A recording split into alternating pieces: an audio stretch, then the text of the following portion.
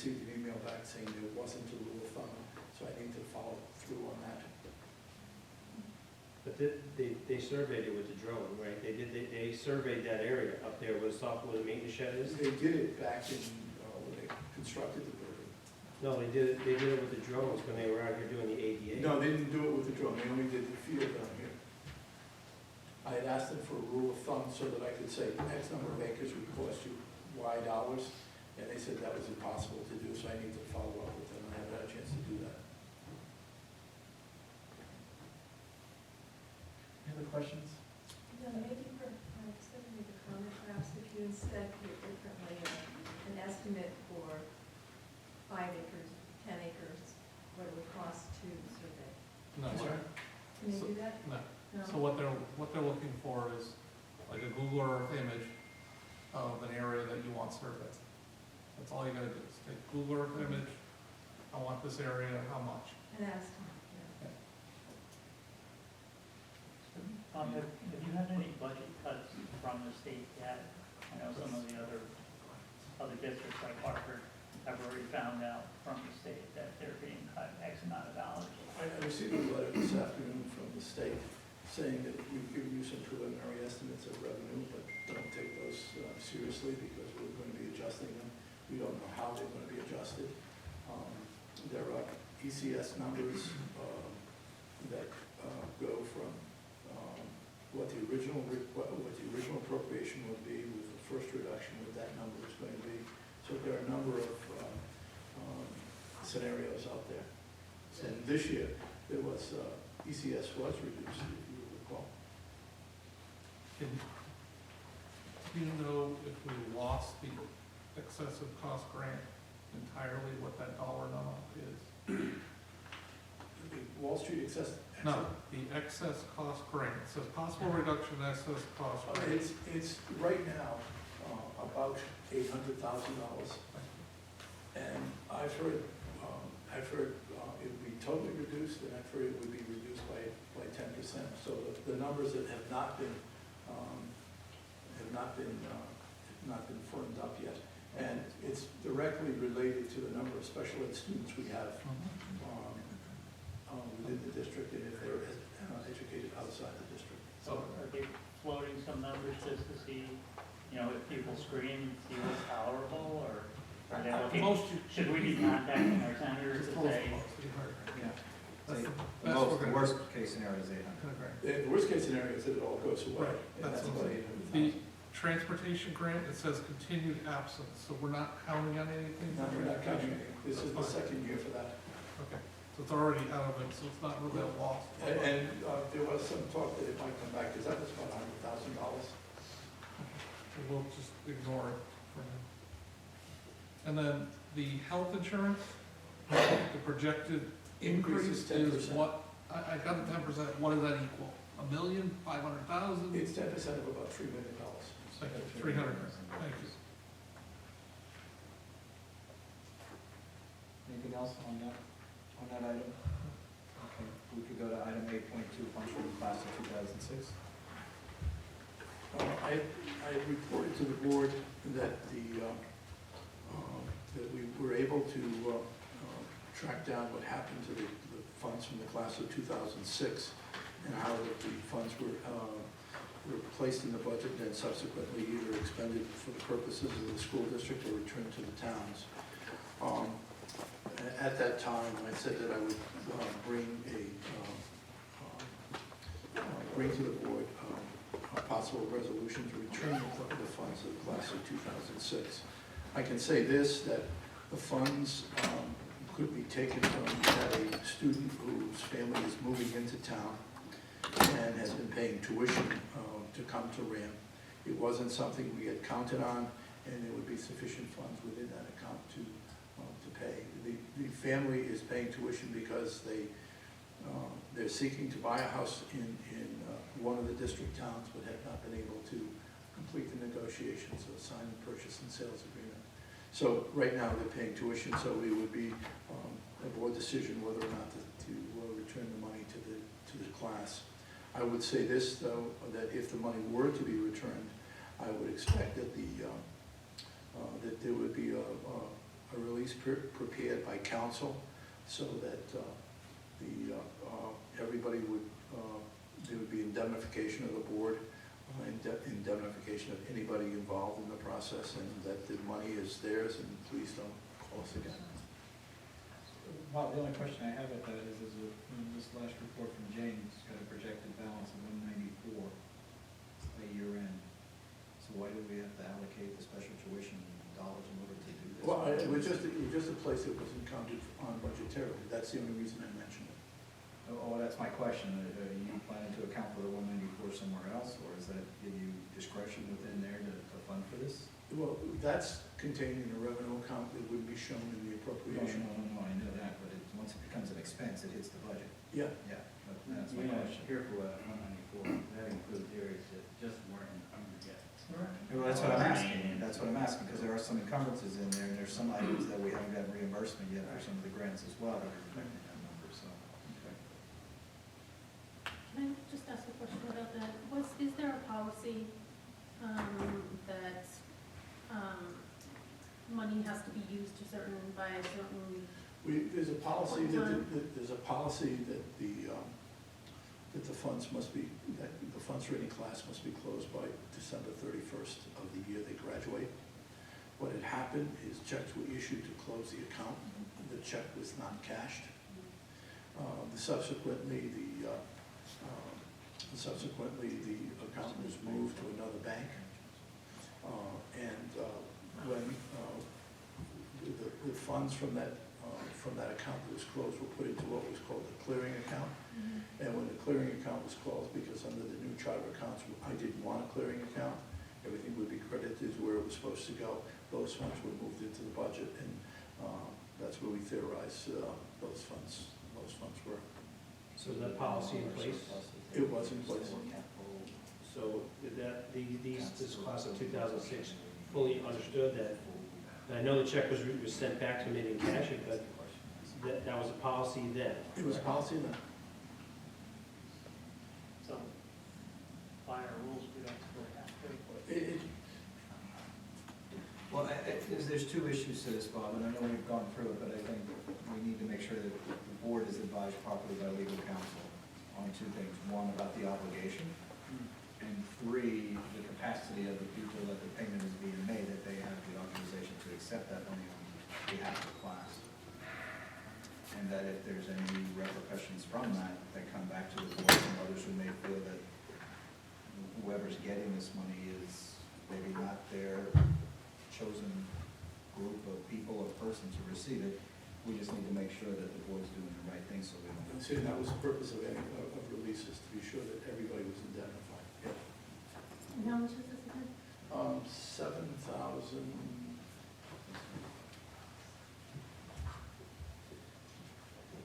Comes out to $378.07. I think there's a couple more questions to be asked here.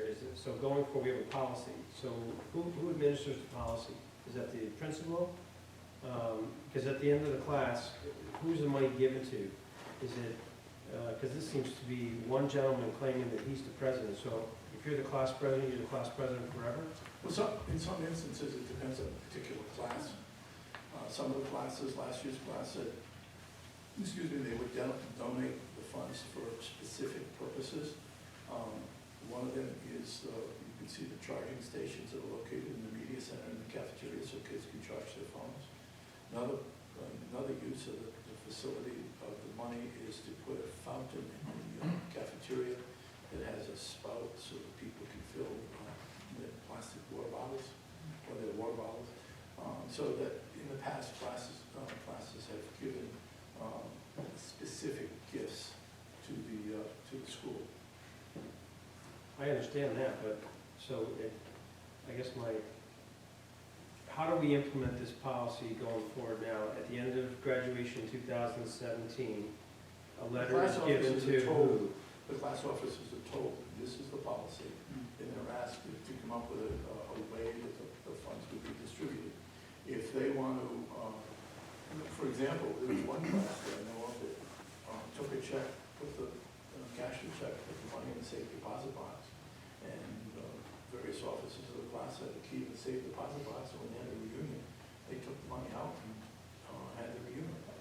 So it goes to Joe's question, which is the original question, do we have the capacity to issue a payment to the officers of the senior class? In a brief conversation with council, we could issue a check to the officers of the class. What we would need to do is to be sure that the appropriate releases were in place, and it wouldn't be issued, if the one person would be issued to the officer of the class of 2005.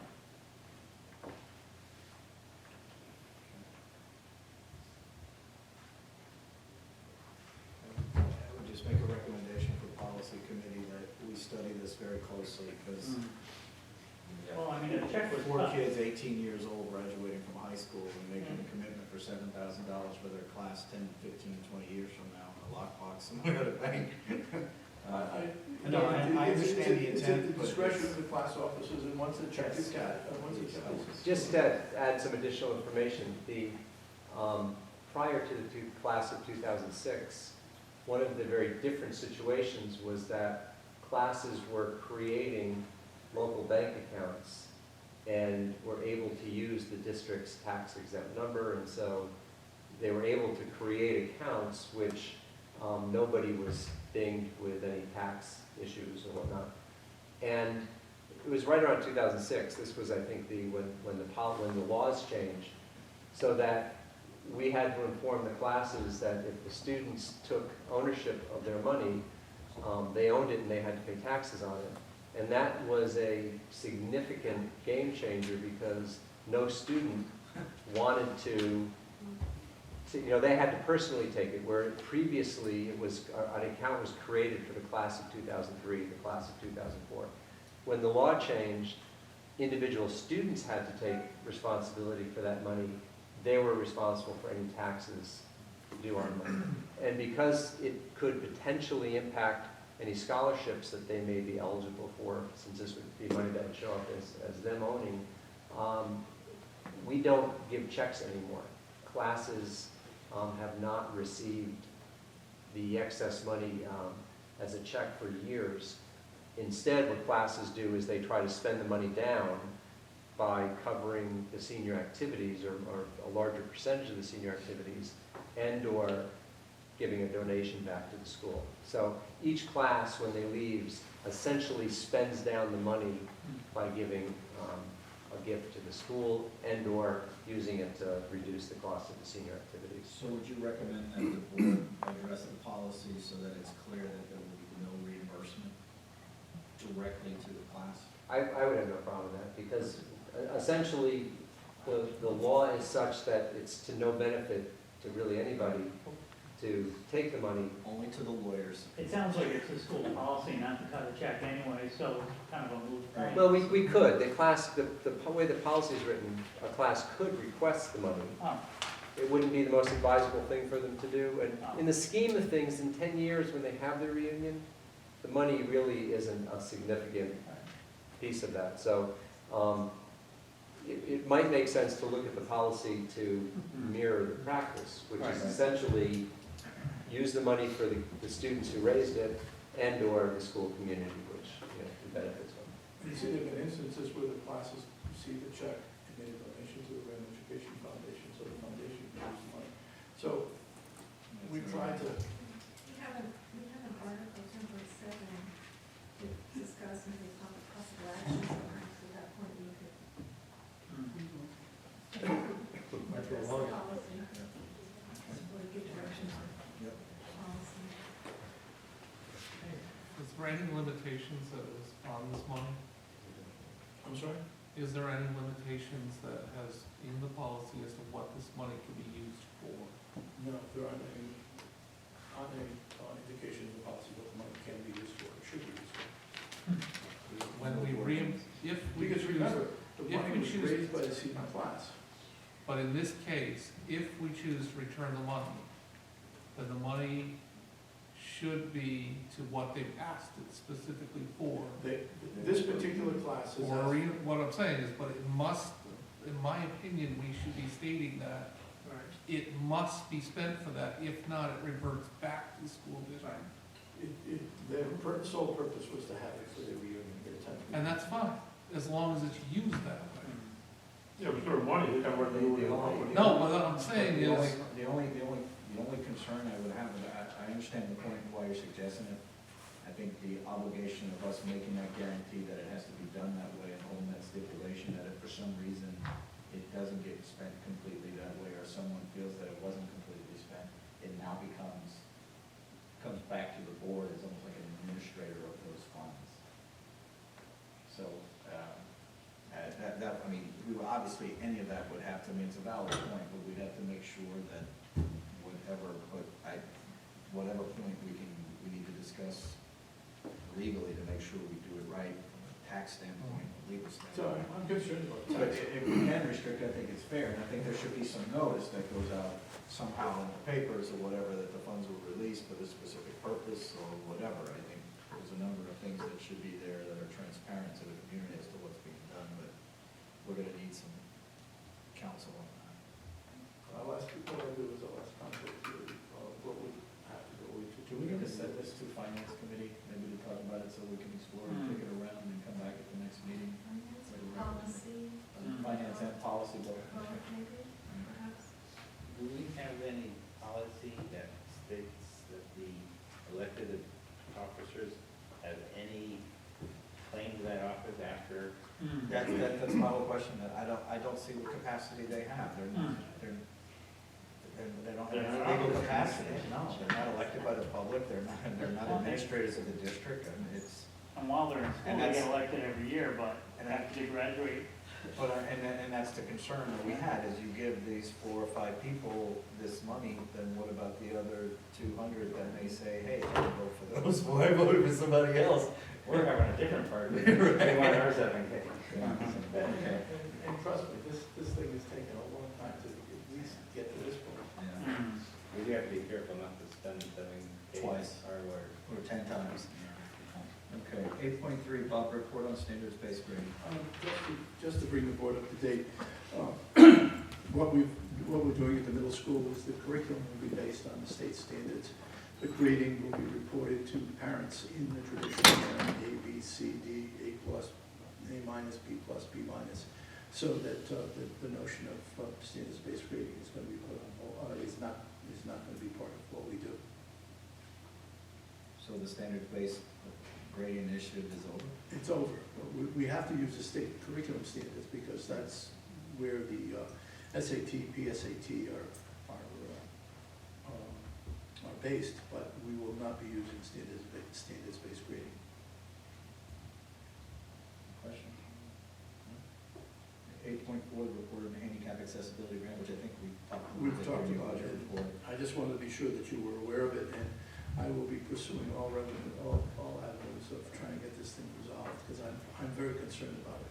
Bob, is it possible the board can give a report before we break for Thanksgiving as to what success you've had in communicating with whoever I at the will state? send something out on Wednesday. Okay, including the contact with the state representatives that are listed. And I'm trying to get a hold of that Costa Diamantis, so I can get some sort of answer. And I've got some other numbers for Department of Administrative Services, so we'll keep trying that. Okay, thank you. Item 8.5, budget and status report. Jane was not able to be here tonight because of a personal issue, and what she's done is she's prepared the reports, and are there any questions that you would like me to bring back?